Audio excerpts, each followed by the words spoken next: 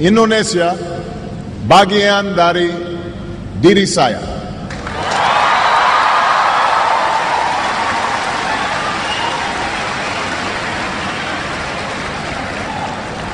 I first came to this country when my mother married an Indonesian named Lolo Sutoro. And as a young boy, I was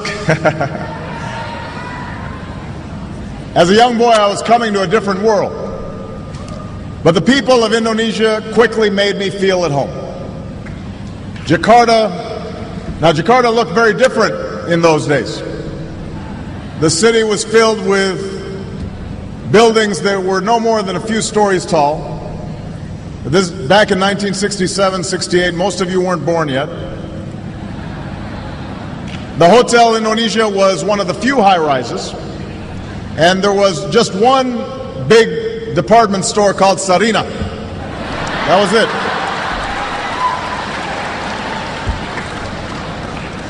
Becaks and bemos, that's how you got around.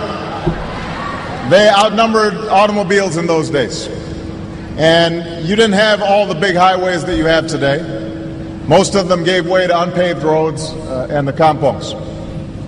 So we moved to Menteng Dalam, where, hey, some folks from Menteng Dalam right here. And we lived in a small house. We had a mango tree out front. And I learned to love Indonesia while flying kites and running along the paddy fields and catching dragonflies, buying sate and bakso from the street vendors. I still remember the call of the vendors. Sate. Yeah. I remember that. Bakso. Enak, yeah?